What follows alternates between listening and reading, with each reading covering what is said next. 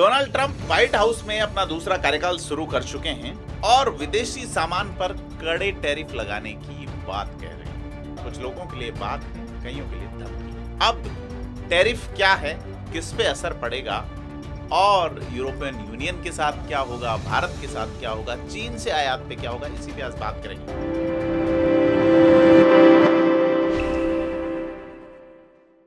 नमस्कार, मैं प्रदीप हूं। आप वेब ऑब्जर्वर हिंदी देख रहे हैं। डोनाल्ड ट्रंप ने कहा है कि जब तक कनाडा और मेक्सिको की सरकार अमेरिका में अवैध प्रवासी और फेंटालिन ड्रग आने से नहीं रोकते, तब तक वह दोनों देशों से आने वाले सामानों पर 25% टैक्स लगाएंगे। ट्रंप ने यह भी कहा है कि चीन से आयात पर 10% टैरिफ लगाएंगे और यूरोपियन यूनियन से आने वाले सामानों पर भी टैरिफ लगाया जाएगा। निश्चित तौर पे अमेरिका की अर्थव्यवस्था चरमराई हुई है। ट्रंप का जो स्टाइल आया है, पैसे की कमी है अमेरिका के पास।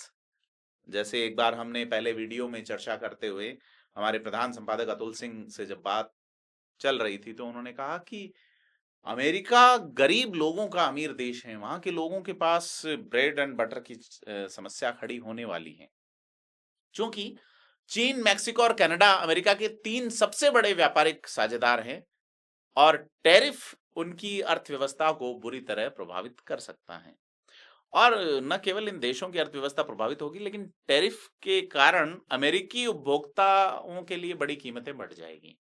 निश्चित तौर पे टैरिफ जो है, आप जानते होंगे कि किसी भी देश से आयात किए जाने वाले प्रोडक्ट पर जो कर लगाया जाता है उसे टैरिफ कहा जाता है। और ये कर जो है वो जो उत्पाद की जो प्रोडक्ट को खरीदते हैं उसकी बजाय फर्म पे लगता है। तो खरीदने वाले के पास, जैसे कि कोई फर्म ऐसी कार आयात कर रही है जिसकी कीमत $50,000 है, तो उस पे अगर 25% टैरिफ लगा तो फर्म को हर कार पर $12,500 अतिरिक्त का शुल्क देना होगा। अब बड़ी चीज, आप जानते हैं कि टैरिफ का आर्थिक बोझ पड़ता कहाँ है, क्योंकि अ, अगर आयात करने वाली कोई अमेरिकी फर्म है, वो टैरिफ की लागत इस कीमत पे ही तो लगाएगी, तो कार जो $62,500 की पड़ेगी, तो उसका बोझ भी तो एक अमेरिका का उपभोक्ता ही वहन करेगा। लेकिन डोनाल्ड ट्रंप ने अपना रुख स्पष्ट रखा है, जैसे वो चुनावी अभियान में भी कहे थे कि टैरिफ जो है वो घरेलू स्तर पर रोजगार पैदा करते हैं और उनकी रक्षा करते हैं। और उन्होंने इस टैरिफ को अमेरिकन इकोनॉमी को बूस्ट करने के साथ साथ रेवेन्यू जनरेट करने के तरीके का माध्यम भी बनाया है। क्योंकि 24 में जब डोनाल्ड ट्रंप अपना चुनावी अभियान चला रहे थे, तब उन्होंने एक मौके पर कहा था कि मेरी योजना के तहत अमेरिकी कर्मचारी अब अपने ही देश में विदेशियों के हाथों नौकरी खोने के बारे में चिंतित नहीं होंगे, बल्कि विदेशी लोग अमेरिका में अपनी नौकरी गंवाने के बारे में चिंतित होंगे। क्योंकि अब ट्रंप जो है वो इकोनॉमिक जो नक्शा है, इसमें अमेरिका का प्रभाव चाहते हैं कि दुनिया की इकोनॉमी एक बार फिर से अमेरिका द्वारा ही तय की जाए। क्योंकि अमेरिका के साथ चीन और यूरोप के ट्रेड को भी, जो ट्रेड सरप्लस है उसको कम करने की कोशिश अमेरिका की है।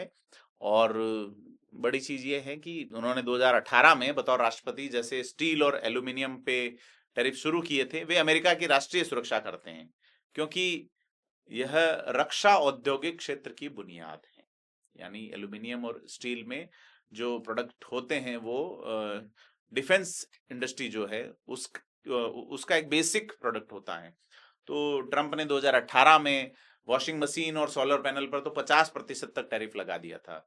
उस समय उनकी सरकार ने कहा था कि दोनों क्षेत्रों में, ये दो, जहां वॉशिंग मशीन बनाना और सोलर पैनल निर्माण, इसमें अमेरिका के जो मैन्युफैक्चर थे उनको विदेशों से एक प्रतिस्पर्धा का सामना करना पड़ रहा था, जिसे डोनाल्ड ट्रंप ने अनुचित प्रतिस्पर्धा कहा था।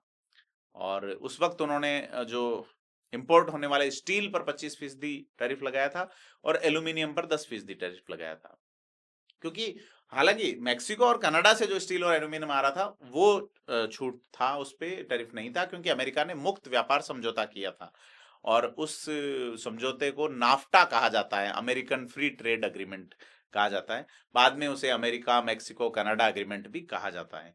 तो अमेरिका को जो स्टील निर्यात होता है उनमें एक बड़ा जो है, सबसे बड़ा निर्यातक यूरोपियन यूनियन है। और बड़ी चीज ये है कि जो स्टील निर्यातकों में से जो सबसे बड़ा, एक बड़ा जो है निर्यातक वो यूरोपियन यूनियन है, और उसके जीन्स बर्बन विस्की और हार्ले डेविडसन मोटरसाइकिल समेत $3 अरब से अधिक मूल्य के अमेरिकी निर्यात पर टैरिफ लगाकर जवाबी कार्रवाई की थी। कि आपने ठीक है, आपने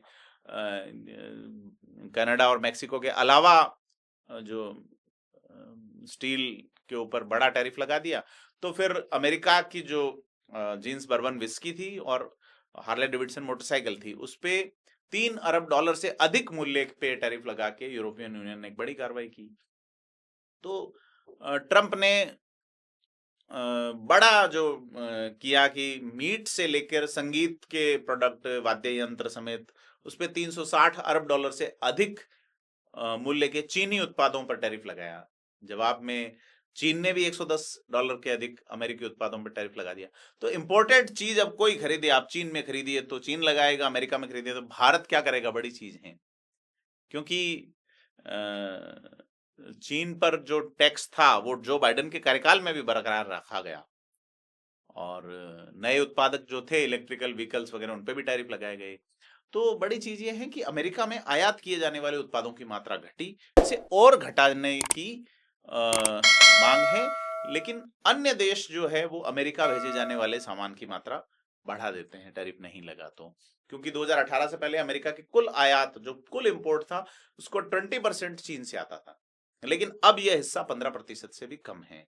और मेक्सिको जो है 2023 तक चीन को पीछे छोड़ते हुए अमेरिका का सबसे बड़ा निर्यातक बन गया। मेक्सिको अब अमेरिका को $476 अरब का सामान निर्यात करता है, जबकि चीन $427 अरब का कर रहा है। तो ये बेसिकली अगर 2023 में बात करें कि व्हीकल्स की, तो व्हीकल्स बनाने के मामले में दुनिया का 7वां सबसे बड़ा देश जो है वो मेक्सिको बन गया। तो चीन पर ट्रंप के भारी ट्रैफिक की वजह से अमेरिका में पूर्वी एशिया के देशों की ओर से भी निर्यात में बढ़ोतरी देखी गई। आसियान देश जो हैं, आसियान जिनको कहा जाता है, Brunei, Cambodia, Indonesia, Laos, Malaysia, Myanmar, Philippines, Singapore, Thailand और वियतनाम, ये पूर्वी एशिया के जो देश हैं उनका निर्यात बढ़ा। तो बड़ी चीज ये है कि ये इन देशों पे टैरिफ नहीं था, तो इनके सामान चीनियों के मुकाबले अमेरिकन कंज्यूमर्स के लिए सस्ते हो गए। तो इन देशों की इकोनॉमी भी बूस्ट हुई। तो देखना यह है कि ट्रंप बड़े देशों पे ही ये कार्रवाई करेंगे, और इन बड़े देशों में क्या भारत भी होगा? क्योंकि यूएस ट्रेड रिप्रेजेंटेटिव के आंकड़े ये कहते हैं कि यह ट्रेड जब पिछली सरकार के वक्त शुरू हुआ, तो आसियान देश जिनका मैंने जिक्र किया, इंडोनेशिया, फिलीपींस, थाईलैंड, वियतनाम, 4 देशों ने 2016 में अमेरिका को $158 अरब का सामान भेजा था। लेकिन 23 में अब यह जो है वो 158 से बढ़ के 338, यानी दुगने से भी ज्यादा जो है वो एक्सपोर्ट इन देशों से बढ़ गया अमेरिका में। तो 2018 के टैरिफ में अगर सबसे प्रभावित कोई हुआ तो वो चीन हुआ।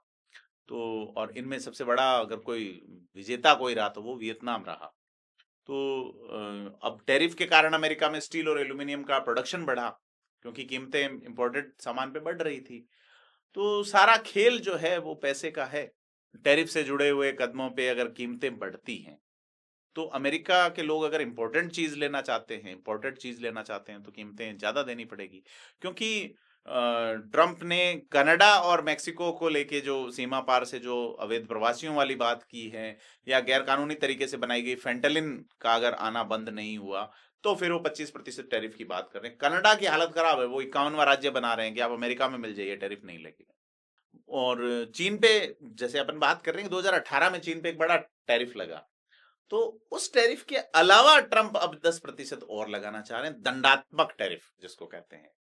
क्योंकि अब ट्रंप का जो पड़ोसी है मेक्सिको और कनाडा, उनको कह रहे हैं कि आप फेंटालिन मत भेजिए। लेकिन अब ये जो दंडात्मक टैक्स है, ये इसी फेंटालिन से जुड़ता है कि जो फेंटालिन बन रही है अवैध, उस बनाने के केमिकल चीन से आते हैं। तो अब ट्रंप सारी चीजें फटाफट करते हैं। वो 1 फरवरी से कह रहे हैं कि भैया ठीक है, यूरोपियन यूनियन भी जो है वो हमारे साथ बुरा बर्ताव करते हैं, तो हम 1 फरवरी से टैक्स लगाएंगे। अब कनाडा के प्रधानमंत्री जस्टिन ट्रूडो ने जवाबी कार्रवाई करने का वादा किया है, और उन्होंने कहा है कि काउंटर टैरिफ कथित तौर पे जो है वो अरबों डॉलर का हम भी लगाएंगे। और उन्होंने एक रास्ता खुला रखा है, कनाडा जवाब देगा या हर स्तर पर बातचीत होगी, हर विषय पे बातचीत होगी। चीन के विदेश मंत्रालय ने भी कहा है कि हम अपने राष्ट्रीय हितों की रक्षा करेंगे। तो बड़ी चीज ये है कि ट्रंप जिन टैरिफ का ऐलान कर रहे हैं, अगर वे प्रभावी हो जाते हैं, तो इसका सबसे बड़ा नुकसान कोई होगा, चीन पहले से भुगत रहा है, 10% और भुगेगा। लेकिन कनाडा और मेक्सिको, फिर वो चार्टर जो है वो काम नहीं करेगा इनका, जो पहला उनका ट्रीटी हो रखी है। तो क्योंकि दोनों ही देश अमेरिका पे बहुत ज्यादा निर्भर हैं। मेक्सिको से जो एक्सपोर्ट होती है चीजें, तो दूसरे देशों को जो भी सामान बेचता है, मतलब 100 रुपए का अगर सामान वो एक्सपोर्ट करता है, तो उसमें से 83 रुपए का सामान अमेरिका जाता है। कनाडा में, या कनाडा जो 100 रुपए का सामान अगर एक्सपोर्ट करता है, तो 76 रुपए का सामान अमेरिका को भेजता है, 76%। तो क्योंकि कनाडा बहुत बड़ी मात्रा में तेल और मशीनरी अमेरिका को भेजता है, और 25% अगर टैरिफ लग गया, तो 5 साल में उनकी जीडीपी जो है वो 7.5% के आसपास रह जाएगी। यह एक्सपर्ट कहते हैं, जो कि कनाडा पे एक बहुत बड़ा झटका होगा। क्योंकि अगर मेक्सिको पे 25% टैरिफ लग जाता है, तो कार बनाने वाला जो मामला है उसमें वो उनके बहुत काफी प्लांट है, तो वो यहाँ से मूव होना शुरू होंगे। क्योंकि ये माना जा रहा है कि अगर ऐसा हुआ, तो अमेरिका के इस कदम की वजह से कनाडा का जो टैरिफ जो जीडीपी है वो 7.5% रह जाएगा, और 12.5% तक गिरावट जो है वो मेक्सिको में हो जाएगी। तो सारी चीज ये है कि अमेरिका की ओर से जो धमकियां हैं टैरिफ की, वो मैक्सिकन्स के लिए और कनाडाइंस के लिए बहुत भारी हो सकती हैं। और अमेरिका में करीब 50 लाख नौकरियां जो हैं, वो अमेरिका और मेक्सिको के कारोबार पे निर्भर करती हैं।